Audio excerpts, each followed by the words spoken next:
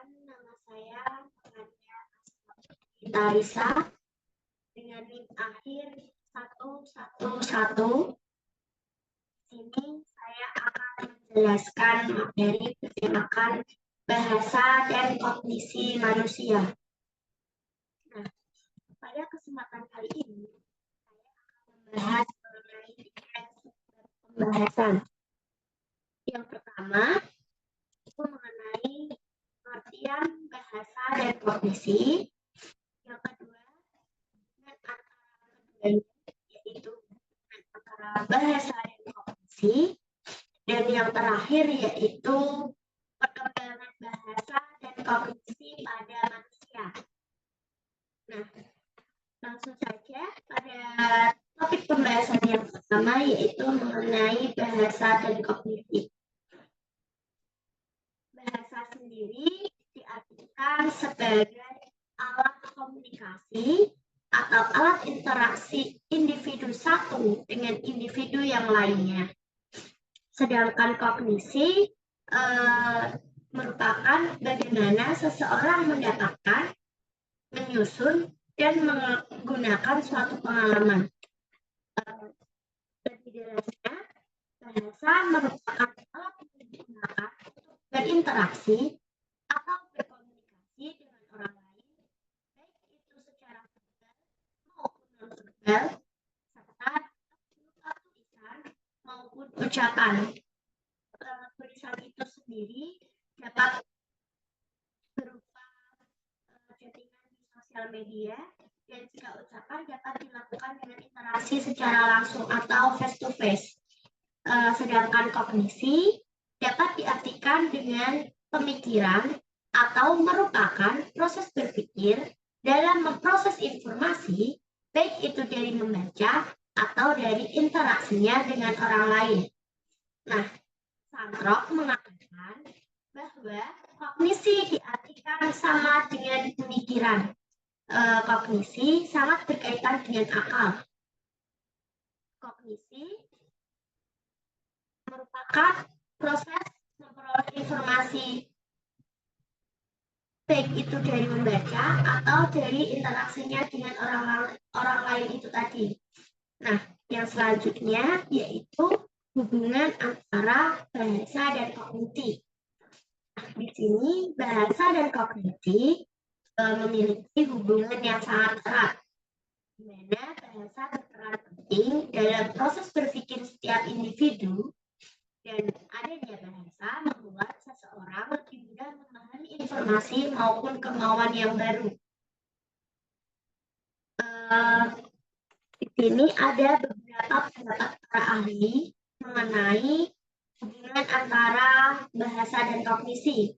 Yang pertama yaitu dari teorinya Sapir-Whorf, di mana menurutnya terdapat dua hipotesis mengenai keterkaitan bahasa dan kognisi, yaitu linguistic hypothesis dan linguistic determinants. Di mana linguistic hypothesis ini merupakan perbedaan struktur bahasa secara umum paralel dengan perbedaan kognitif non-bahasa.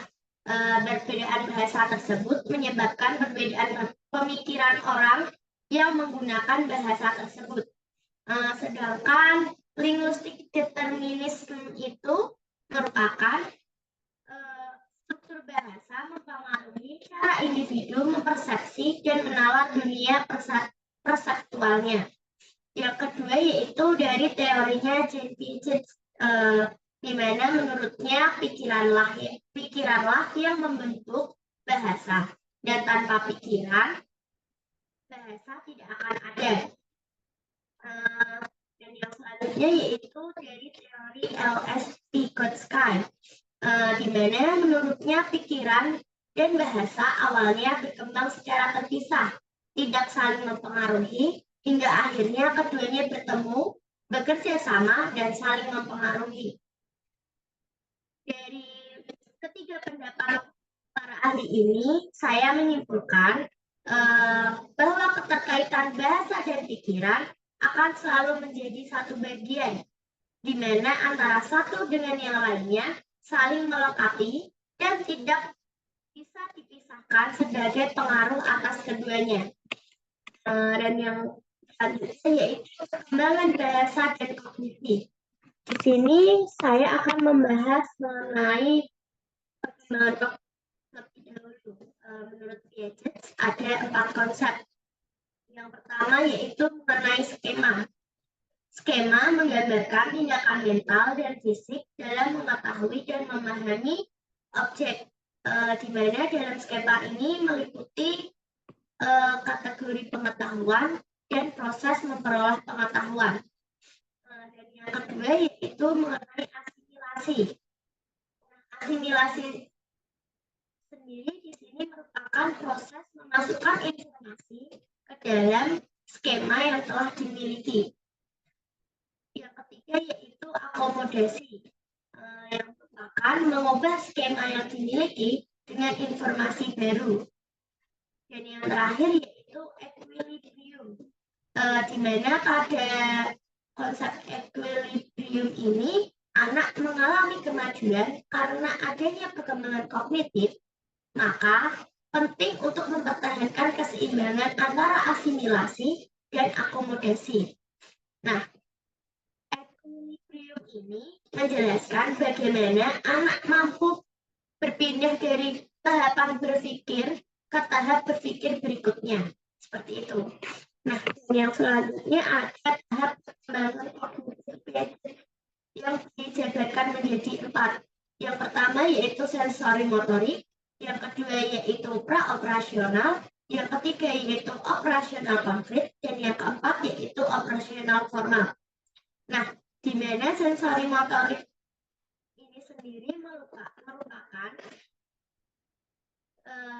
tahap pengetahuan bayi tentang dunia terbatas pada persepsi yang diperoleh dari pengindaannya saja dan kegiatan motoriknya saja, karena perilaku yang dimiliki seorang bayi itu masih terbatas. Dan yang selanjutnya yaitu tahap praoperasional, di mana pada tahap ini anak lebih bersifat simbolis, egosentris, dan intuitif, sehingga tidak melibatkan pemikiran operasionalnya. Dalam operasional ini terdapat 2 subbab, yaitu simbolis dan intuisi. Yang ketiga yaitu operasional konkret, di mana dalam tahap ini anak mampu mengoperasikan berbagai logika, namun masih dalam bentuk benda konkret.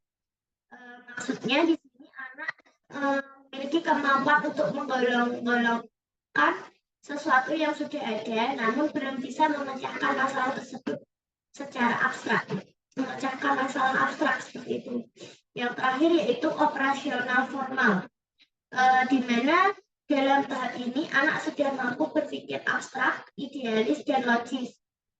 Pemikiran ini bisa menjadi fantasi, sehingga anak sering menunjukkan keinginannya untuk segera mewujudkan cita-citanya.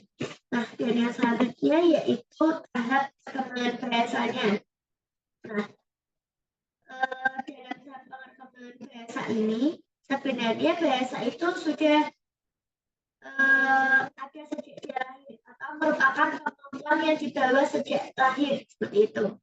Nah, ini ada 2 teori pengembangan bahasa. Yang pertama yaitu teori Navitis, dan yang kedua yaitu teori behavioristik.